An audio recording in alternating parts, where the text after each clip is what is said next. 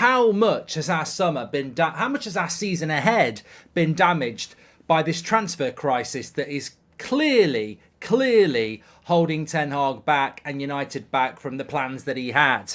Effectively, whether you put it on the Glazers, the board, or how they've run the club. I think there's one sentence I want to read out to you right at the start here to just amplify the sheer chaos that is, overarching United at the moment. So this is, look, it's from Sky, it could be from the Manchester Evening News, it could be Ten Hag in a press conference.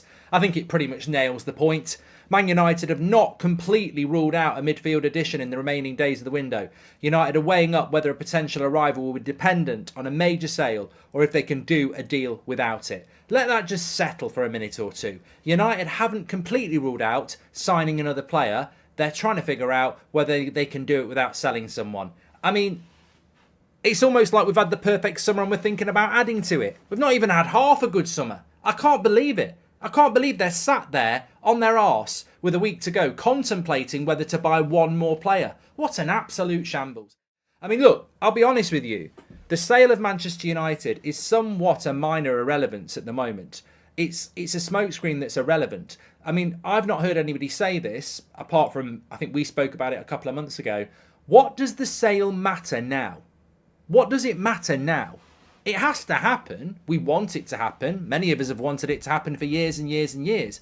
But the excitement of the sale, when we heard about the sale in November, was because we thought there's plenty of time for the Glazers to do one, get the new owners in, have a really, really constructive, exciting summer, and use the momentum of Ten Hag from last summer into this season.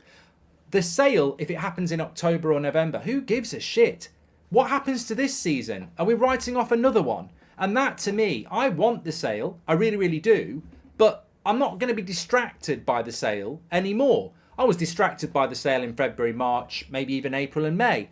But as soon as I realised, and I did say this, I said this in May, there is no way. Remember, people were saying we could get sold by June and still maybe buy Harry Kane at the end of August. I was saying, well, look, and you never say never, but this summer window is a Glazer summer. I said that in May. It's going to be a Glazer summer window, and that's what's happened. So even if we get sold on September the 1st, good, but what does it do for us for another year? The opportunity to build this club and build the momentum that Ten Hag had set and the fans had set was for the Glazers to piss off this summer. And the fact that they haven't gone this summer, what damage has it done to another season? We're not going to win the league. So who are we watching win the league this year? Are City going to win another treble? Are Liverpool? It annoys me because what if City go and win the league again? 4 in a row. No one's ever done that. What if City go and win the treble again? Or a quadruple? No one's done that. We are powerless to stop Man City. And yet, if the Glazers had done one and we'd had a Qatari summer, maybe we would have stopped them winning the league. Maybe we would have took some points off them. Maybe we would have got more points ourselves. Maybe we would have won the Champions League. This is what people don't realise of the damage that's been done to the club this summer. People are still thinking, oh, I'm feeling Qatari, oil me up. But look, we've missed the boat. I'm not saying that we can't get back on the boat, but what about the momentum of Ten Hag as well? Look at the barrage that Ten Hag is facing at the moment. Let's talk about that. You've got the media just going in on Ten Hag at the moment because somebody somewhere within these organisations, within these TV stations, within these newspapers have said, there's a story here. The story is, get on Ten Hag. Get on him. Go on.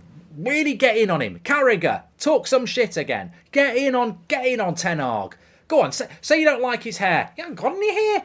Say you don't like his shoes. Go on, say he's got a better he eats boring food. Yeah, boring. Say his midfield's crap. Go on, get on with it. And I'm like, this is a result of what Arnold and the Glazers have provided. They provided a negative mantra around Manchester United that ultimately the manager will always have to swallow. Does Eric Ten Hag stay if the Glazers are in charge next season, says Ross? Well, the way it's going at the moment, you'd almost imagine that Eric Ten Hag's under pressure. Is this season already damaged?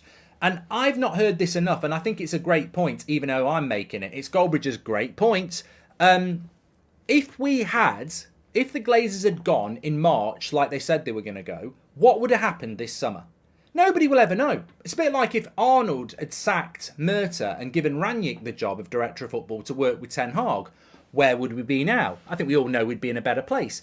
But where would we be now if the Glazers had sold and Qatar had got hold of the club this summer? I tell you for free, it wouldn't just be Onana, Højlund and Mount and nobody sold. It would be completely different. Now, it might not be what Chelsea have done, but it would be completely different. And then you'd have a manager who's spoken about the need for investment. You'd then have a manager who did ridiculously well last season, who would take momentum into this season with the financial backing that is required to close the gap on the teams like Man City and Arsenal. We'd be in a different situation. So I would argue with anybody that this season that we're going into, if the Glazers had done one, we'd be in a much better situation. Instead, they've stayed around. They're still here. The team doesn't look motivated. We've had a terrible transfer window and we're going into the season. And guess what? This is what I've always said. It reminds me of Mourinho when he finished second. He didn't get backed and he was sacked by Christmas because Liverpool improved, Chelsea improved, Man City improved, Arsenal improved, and we got left behind. Now, I don't think Ten Hag's going to get sacked by Christmas, but I do think we've been left behind. I think Liverpool have had a better transfer window. I think Chelsea have had a better transfer window. I think Aston Villa have had a better transfer window. I think Man City have had a better transfer window. I think Arsenal have had a better transfer window. And the odd thing is, and this is what I wanted to say, you've got all this media going in on Ten Hag. Part of me actually thinks this season could be harder than his first season in the job. And you'll get people saying, oh my God, clip Goldbridge up. He thinks Ten Hag's got a harder season this year than last season. The guy's had £500 million. Well, yeah, he has had £500 million, but are we not going to take into account what everybody else has done around us? And money doesn't always equal success.